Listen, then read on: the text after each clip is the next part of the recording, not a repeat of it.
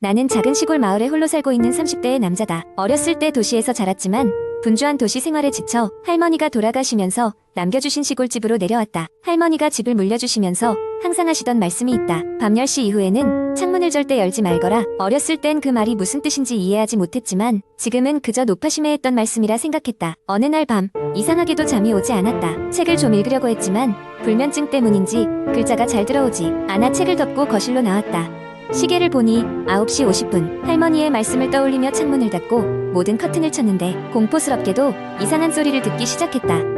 바람 소리나 나무가 흔들리는 소리와는 다른 낯선 목소리였다. 처음엔 울부짖는 듯한 소리로 들리더니 점점 가까워지는 느낌이 들었다. 순간 온몸에 소름이 돋으며 할머니의 경고가 머릿속에서 다시 울렸다. 창문을 열어볼까 고민했지만 무언가가 창밖에 있다는 섬뜩한 느낌을 지울 수 없었다.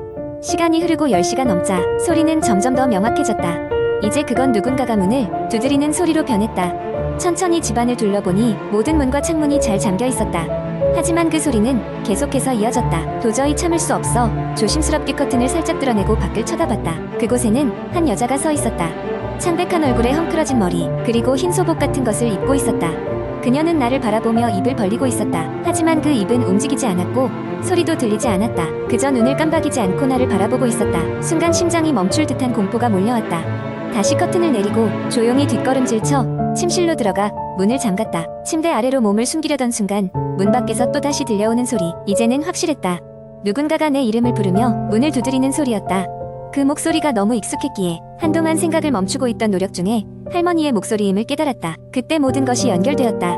할머니가 왜 밤 10시 이후에는 창문을 열지 말라고 했는지, 그리고 그 목소리가 점점 멀어지면서 누군가의 발소리가 문 밖에서 들리는 것을 느꼈다. 새벽녘까지 아무 소리도 들리지 않았고 나는 잠을 이룰 수 없었다. 다음날 아침이 되어 햇살이 밝게 비추자 용기를 내서 밖을 살펴봤다. 하지만 그곳에는 아무것도 없었다. 마치 아무 일도 없었던 것처럼 그 후로 나는 다시는 창문을 열지 않았다. 하지만 종종 밤이 깊어지면 그 목소리가 귓가에 아른거리곤 한다. 그리고 이 이야기를 인터넷 커뮤니티에 올리는 지금도 문 밖에서는 익숙한 발소리가 가까워지고 있다. 두 번째 이야기. 어느 조용한 시골 마을에는 자그마한 옛날 주택이 하나 있었습니다. 그 집은 이미 몇십 년 동안 빈집으로 남아있으며 마을 사람들 사이에서 귀신 들린 집이라는 소문이 돌고 있었습니다. 집이 비어있는 동안에도 사람들은 간혹 밤에 그 집에서 불빛이 새어나오는 것을 보았고 때때로 정체 모를 속삭임과 발소리가 들리기도 했습니다. 한 해의 여름, 한 젊은 탐험가인 민주는 이러한 소문을 들었고 자신의 블로그에 올릴 독특한 경험을 찾고 있었기에 그 집을 탐험하기로 결심했습니다. 그는 친구 2명과 함께 한밤중에 그 집을 찾아갔습니다. 달이 밝게 빛나는 가운데 그들은 손전등으로 길을 비추며 집 앞에 도착했습니다. 집은 외관에서부터 기이한 분위기를 풍겼습니다. 낡은 나무 문은 삐걱거렸고 창문은 오래되어 어둡고 흐릿해 보였습니다. 민준과 그의 친구들은 심호흡을 하고 문을 열었습니다. 안은 더 차가웠고 그들은 곰팡이 냄새와 먼지 가득한 공기를 마시며 안으로 들어갔습니다. 그들이 집 내부를 조사하는 동안 무엇인가가 그들을 지켜보고 있는 듯한 느낌이 들었습니다. 민주는 그 매서운 시선의 중심이 집 깊숙이 있는 2층 회색 방임을 깨달았습니다. 그는 심장이 고동치는 소리를 들으면서도 그곳으로 향했습니다. 2층에 다다르자 그들은 문이 반쯤 열린 방 하나를 발견했습니다. 그곳은 소름 끼치게도 완벽히 유지되어 있었고 한쪽 구석에는 앤티크 인형이 장식된 벽장이 있었습니다. 인형들은 마치 살아있는 것처럼 그들을 응시하고 있었습니다. 갑자기 집안의 조명이 깜빡이기 시작했습니다. 이어서 문이 스스로 닫히고 귀가 멍멍해질 정도의 고요함이 그들을 덮쳤습니다. 순간 속삭임이 다시 들리기 시작했습니다. 아주 낮고 흐릿하게 들리다가 점점 또렷해지며 아이들의 웃음소리로 변했습니다. 금방 모든 소리가 멈추고 방 안의 공기가 어색해졌습니다. 민주는 자신의 손전등을 켜고 벽장을 비췄습니다. 인형들은 다른 모습을 하고 있었습니다. 전과는 다르게 머리가 돌려져 그들을 똑바로 바라보고 있었습니다.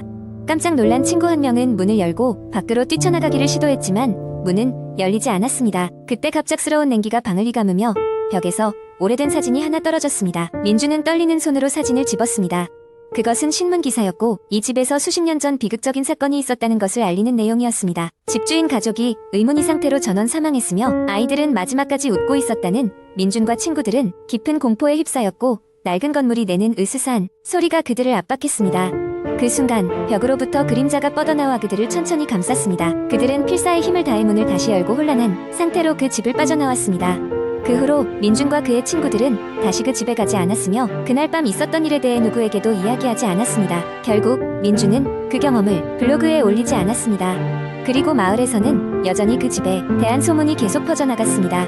누군가는 여전히 밤에 그 집에서 웃음소리를 듣는다고 했고 어둠 속에서 그 인형들이 움직이는 걸 봤다고 주장했습니다. 시간이 흘러도 미스터리는 풀리지 않은 채 그 집은 오늘날까지도 조심스러운 주민들에 의해 멀리서 바라만 보고 있습니다. 세 번째 이야기. 어느 날 밤 평범한 대학생 민주는 친구들과 늦게까지 술을 마시고 자취방으로 돌아오고 있었다. 밤 공기가 쌀쌀하게 느껴져 걸음을 재촉하던 중 그는 복도 끝에 있는 낡은 엘리베이터에서 낯선 여자가 그를 향해 무표정하게 서 있는 것을 보았다.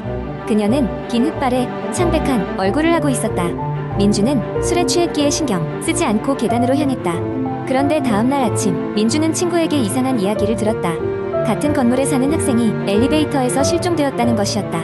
그리고 여러 증언에 따르면 그 학생 역시 엘리베이터에서 낯선 여자를 보았다고 했다는 것이다. 민주는 소름이 돋았지만 술 때문에 자신이 환각을 본 것일 수도 있다고 생각하며 대수롭지 않게 넘겼다.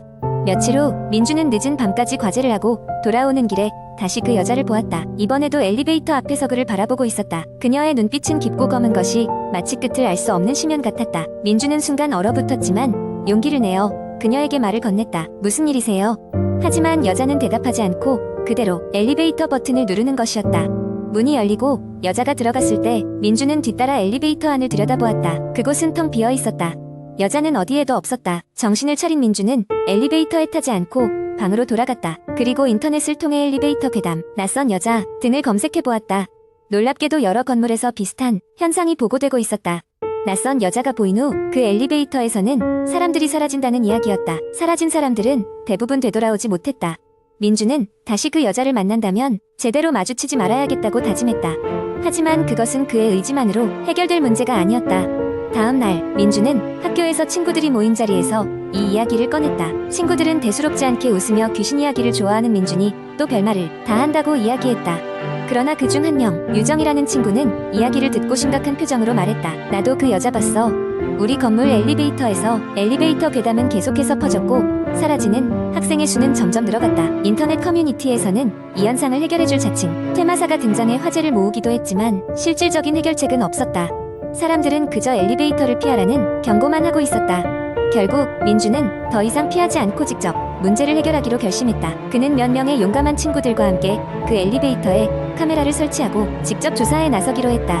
밤이 되자 그들은 혼자 엘리베이터 앞에 서서 여자가 나타나기를 기다렸다. 그 기다림은 오래 걸리지 않았다. 시계가 새벽 2시를 가리킬 때 여자는 어김없이 나타났다.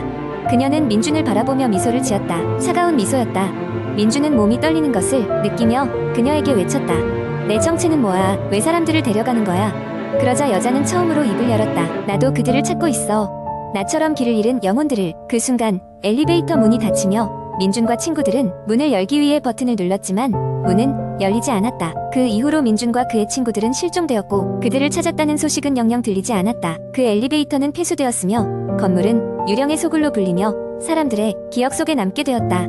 시간이 흐르며 그 이야기는 소문으로만 전해질 뿐 진실을 아는 이는 아무도 없었다. 네 번째 이야기. 어느 비 오는 밤 나는 대학 친구들과 함께 주말을 보내기 위해 시골에 있는 작은 별장을 빌렸다. 도심에서 벗어나 자연 속에서의 여유로운 시간을 기대하며 도착한 그곳은 오래된 나무들로 둘러싸여 있고 주변에는 사람의 흔적을 찾아볼 수 없는 고요한 곳이었다. 별장 자체도 오래된 목재로 지어진 고풍스러운 분위기를 풍기고 있었다.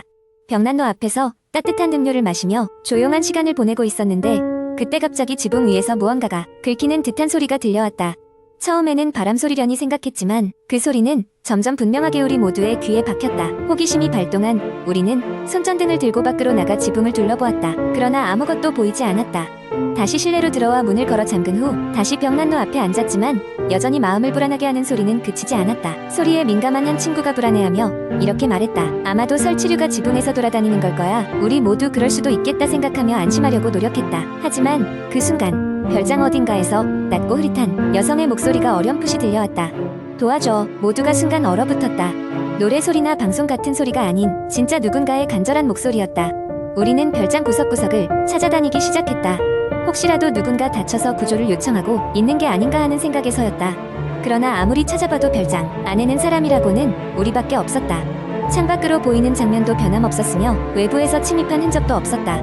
그날 밤 우리는 서로에게 기대어 떨리는 마음을 진정시키며 억지로 잠을 청했다. 다음날 아침은 어느 때보다도 맑았다. 밤사이 있었던 일이 꿈처럼 느껴질 정도로 평온한 날씨였다.